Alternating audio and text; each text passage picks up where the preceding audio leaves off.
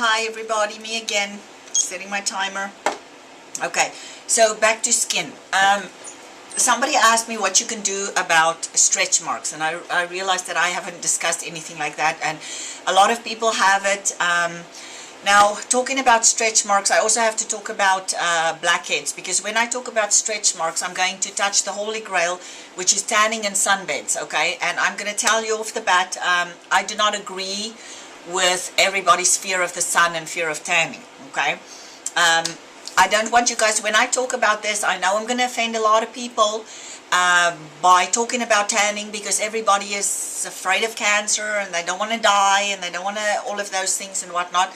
But I've done my research, and I'm not here to convince anybody else to go on sunbeds or anything. You do whatever you think is good for you. I've seen my own results. I've seen things happen. I know that your body needs the sun. I don't want to go into religion and go, oh well, God put the sun there for a reason and God gave us melanin for a reason. I'm not going to do any of those things. But I don't agree with the fact that nobody should ever see the sun and that you should always have sunblock. Yes, you should be wearing sunblock, but people are overdoing it. They forget to, on the one side they yell about be natural, be natural, be natural. On the other side they put chemicals on their faces, which is sunblock is a chemical when they don't even need it. In the winter, it's like 24 hours, everybody's wearing sunblock and everybody's wearing sunblock, and and they go, oh, well, I had skin cancer. Well, I had skin cancer too, but anyway, okay. So going back to stretch marks, I'm not telling anybody to go on a sunbed. Do whatever you think is right, okay? I go on the sunbed. I will tan. If I don't tan, I can tell you guys that I am an ivory. I've been tanning. I'm getting off topic again with the whole tanning thing, but before I started sunbedding or going on sunbeds, I used to be ivory or fair was the foundation that I used, so that would tell you how white I used to be. This was 4 years ago. This was my whole life. I was white as a ghost. I would always burn in the sun. I would go and swim with my other friends, and then I actually ended up in the hospital one day. I was 16 years old, and a group of us went out, and there was a guy that I wanted to impress, so I went in my little two-piece bikini, and sun in South Africa was really hot, and it was overcast, and I burned myself to a crisp, and I burnt first, second, and third degree burn wounds on my skin, and I ended up in hospital. So burning definitely causes skin cancer, tanning doesn't. So having said that, I'm not going to go any further than that. I don't want you to comment below and correct me and tell me how I'm going to die of skin cancer. That's not a topic that's open for discussion. However, somebody was asking me what I can do about what do you call them? Stretch marks, okay? Everybody gets them. If you don't have them as a child, if you've gained weight and you were overweight and you lose weight, depending on the elasticity of your skin, a stretch mark is like a scar. Now, different people with different skin tones will scar in different ways. I know people with darker skins, or people with Asian color skin, or even African American skin, Indian skin.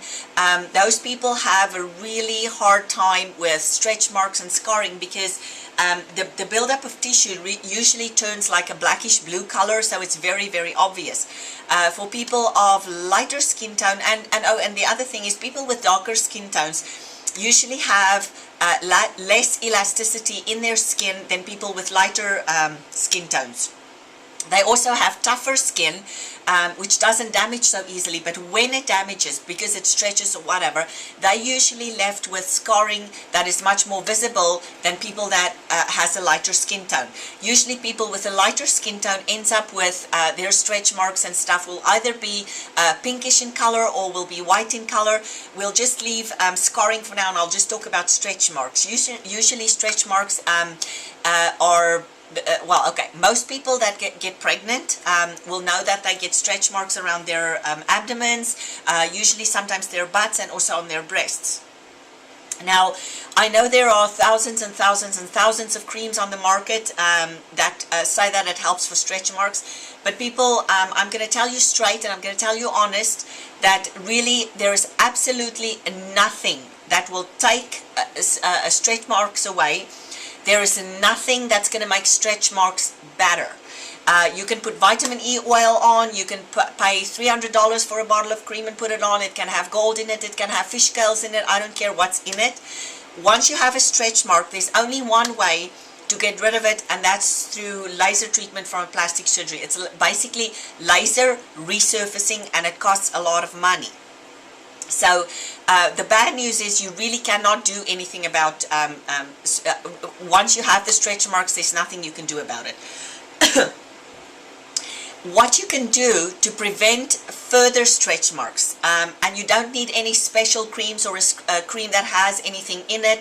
I mean, you can do microdermabrasion on your stretch marks, you can do all of those things, and skin renewal will take place, blah blah blah. But a stretch mark, people, is not a superficial scar. It's something that goes much further and much deeper than the epidermis.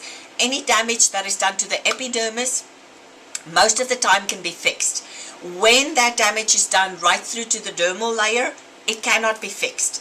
A stretch mark is like a scar that has gone into the dermal layer, and the cells are that's in this stretch mark is already misformed or deformed. Okay, so you cannot fix it. You cannot undeform a deformed cell. So, having said that, for prevention of stretch marks, the best way to do that is to always exfoliate your skin, keep your skin soft and supple as much as you can, and it will definitely, it's not going to prevent it completely. So if you get pregnant and you start using creams and whatnot, it's a good thing to use creams and oils on your skin to keep it supple and keep it soft as it's stretching out. However, depending on your genetics and depending on your parents and your mom's side and your this side of the family, if you are prone to stretch marks, you can put creams on until you turn blue in your face. You will still have it. However, keeping the skin moisturized and keeping it soft and supple will minimize the what do I want to say? It will soften the blow. That's all I can say. It will soften the blow, but it's not going to keep you or prevent you from getting it whatsoever. Now, getting back from stretch marks to tanning, the only way that you can hide stretch marks, and this is the funny thing, people use self-tanners, they put self-tanners on them. A self-tanner will not hide a stretch mark, okay? Tanning, however, does, because over time, if you tan, it's like drinking alcohol and eating candy and eating unhealthy. All of those things, if it's done in moderation, it's not going to do damage. If you eat the occasional candy, you won't get fat. If you eat candy all the time and you eat junk all the time, you will get fat. If you go on a sunbed, very slowly, very moderately, building up pigment in your skin, which is why you have pigment in your skin. You don't have pigment in your skin so that you can stay as white as a ghost. Pigmentation in your skin is something that prevents you from getting cancer and prevents you from burning. That's a whole, if you guys want me to do a specific video on how tanning works and why and blah blah blah, I'll go into more detail. All I want to say is tanning is the only way to hide stretch marks. I do have stretch marks. You will not see those stretch marks because I tan.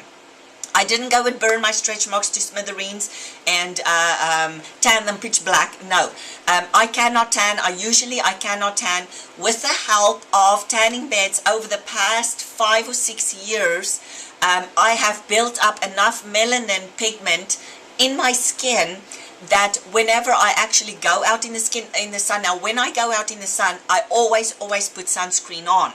I do get a tan, however, because I do not have to, because of the fact that I have over years built up and used my melanin to my advantage, which, by the way, I do have black spots on my back from burning as a child.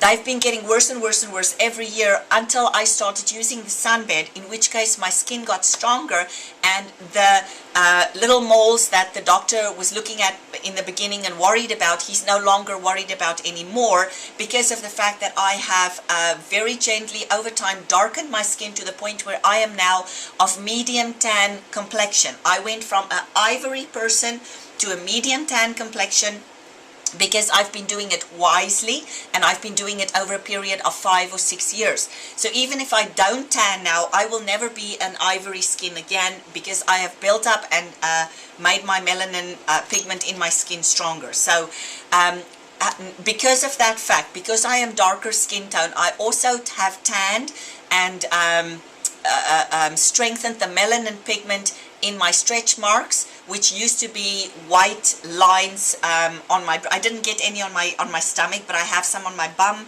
and I have some on my breasts. And because I've been tanning those areas, you don't see my stretch marks, as you guys can see on all my bodybuilding pictures and whatnot. So that's all I have to say about stretch marks. The next thing is going to be on acne, skin changes, seasonal changes, oil and moisture, and we'll talk some more skin. Okay guys, have a great day. Bye-bye.